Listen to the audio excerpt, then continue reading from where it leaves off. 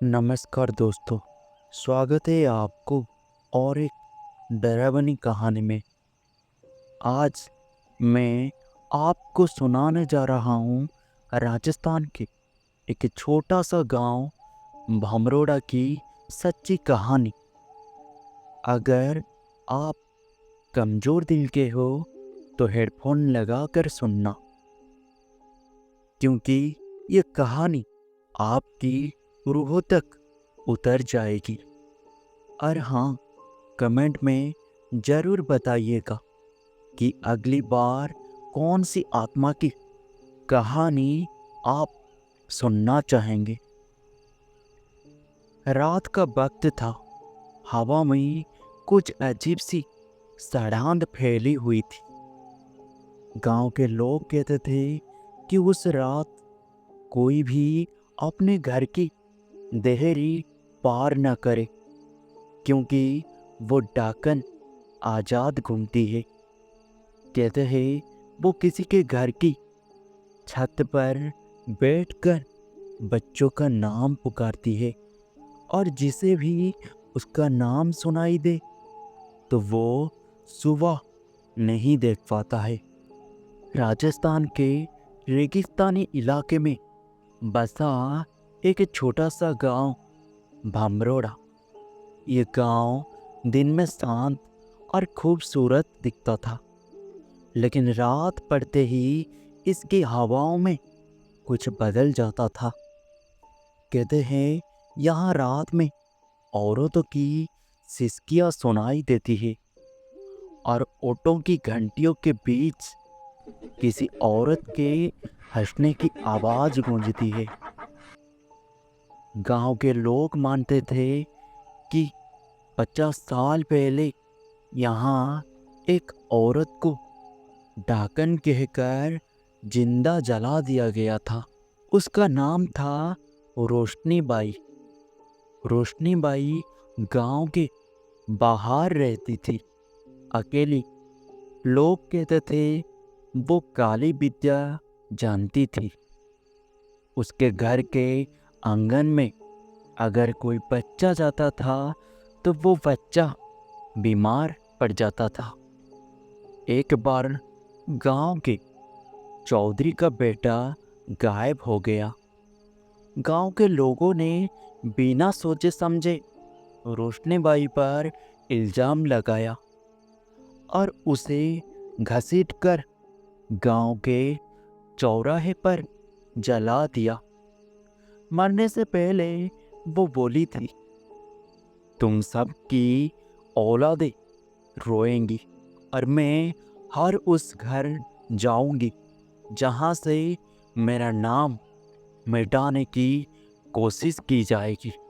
उसके बाद गांव में एक के बाद एक बच्चे मरने लगे, कभी बुखार से तो कभी अचानक दिल रुक जाने से। गांव के लोग कहते थे डाकन की आत्मा अब बच्चों को ले जाती है। एक दिन बीरू नाम के एक नौजवान, जो शहर से उसी गांव में अपनी पत्नी लक्ष्मी के साथ रहने आया था। बीरू सरकारी स्कूल में नया मास्टर लगा था। पहली रात बीरू ने कुछ अजीब सुना। छत से किसी औरत के हंसने की आवाज़। फिर किसी ने बहुत धीरे से उसका नाम लिया, बीरू, बीरू। वो चौंक गया। वो खिड़की खोली तो सामने नीम का पेड़ था, और नीम की टहनी पर एक सफ़ेद साड़ी लटक रही थी, और उसमें किसी का साया हिल रहा था।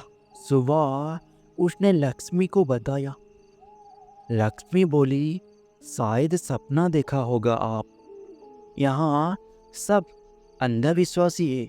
लेकिन अगली रात लक्ष्मी को वही आवाज़ सुनाई थी, और इस बार किसी ने कहा, लक्ष्मी, तेरा बच्चा मुझे दे दे। तब लक्ष्मी 4 महीने की गर्भवती थी। अगली सुबह डरे हुए बीरू गांव के पुराने पंडित भैरवनाथ के पास पहुंचा। पंडित ने सुना और बोला, जिस नीम के पेड़ के नीचे तू रहता है वहीं रोशनीबाई को जलाया गया था। अब वो डाकन बन चुकी है और वो गर्भ में पल रहे बच्चों की आत्माओं से अपनी शक्ति बढ़ाती है। और पंडित ने उसे एक पुरानी तांत्रिक किताब दी और चेतावनी दी कि कभी भी डाकन का चेहरा मत देखना, चाहे वो कितनी भी अपनी जैसी लगे। उस दिन बीरू ने किताब पढ़ना शुरू किया। उसमें लिखा था, डाकन हमेशा आधी रात को आती है, हवा के साथ उसकी हंसी चलती है और उसके कदम उल्टे होते हैं। तीसरी रात बीरू ने घर के चारों ओर गोमूत्र छिड़का, दरवाजे पर नींबू मिर्च लटकाई और आधी रात को फिर वही हंसी गूंजी। इस बार आवाज आई, लक्ष्मी दरवाजा खोलो, तेरी माँ आई है। लक्ष्मी डरते डरते उठी और दरवाजा खोला। बाहर उसकी मरी हुई माँ जैसी औरत खड़ी थी, आंखें लाल, पांव उल्टे। वो लक्ष्मी के ऊपर झपटी और लक्ष्मी चीख पड़ी। बीरू दौड़ता हुआ आया तो देखा लक्ष्मी हवा में उठी हुई थी और उसकी छाती पर काले निशान उभर रहे थे। बीरू ने जैसे मंत्र पढ़ा, डाकन चीख कर एक धुएं में बदल गई, लेकिन लक्ष्मी बेहोश हो गई।